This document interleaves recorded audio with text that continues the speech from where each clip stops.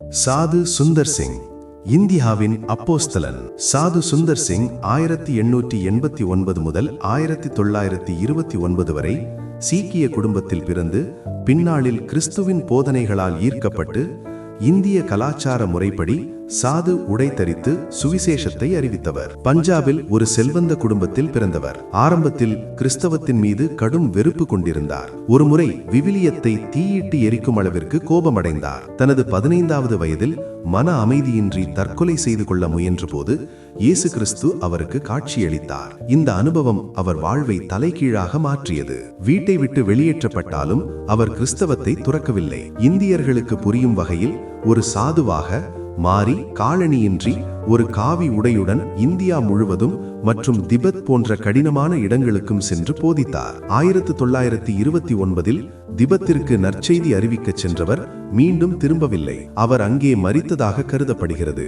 கிறிஸ்தவ மக்களுக்கு அவர் சொல்லும் செய்திகள். சாது சுந்தர் சிங்கின் வாழ்வும் போதனைகளும் இன்றும் நமக்கு தரும் முக்கிய செய்திகள். ஜெபம் என்பது கடவுளிடம் ஏதாவது கேட்பது மட்டுமல்ல, அது கடவுளுடன் பேசுவது, அவரோடு ஐக்கியமாய் இருப்பது. சுவாசம் உடலுக்கு எவ்வளவு முக்கியமோ ஜெபம் ஆத்துமாவிற்கு அவ்வளவு முக்கியம் என்று அவர் வலியுறுத்தினார். துன்பங்கள் வரும்போது சோர்ந்து போகாமல் அதை கிறிஸ்துவின் நிமித்தம் மகிழ்ச்சியுடன் ஏற்க வேண்டும். துன்பம் என்பது விசுவாசத்தை பலப்படுத்தும் ஒரு கருவி என்பது அவர் வாக்கு.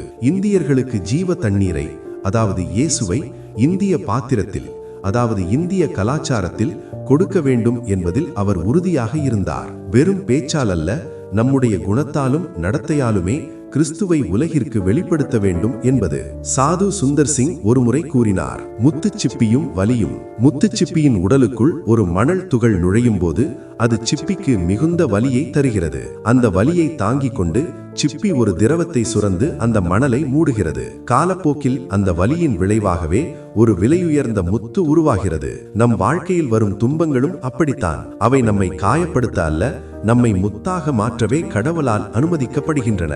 இயேசுவின் அன்பை உலகத்துக்கு சுவிசேஷமாக எடுத்துச் சென்ற இவர்களுடைய வாழ்க்கை வரலாறு மற்றவர்களும் அறிந்து கொள்ள மறக்காமல் உங்கள் குடும்பத்துக்கும் நண்பர்களுக்கும் அனுப்பி வையுங்கள். கிறிஸ்டியன் மிஷனரி லைஃப் பக்கத்தை ஃபாலோ செய்ய மறந்து விடாதீர்கள். கர்த்தர் உங்களை ஆசீர்வதிப்பாராக.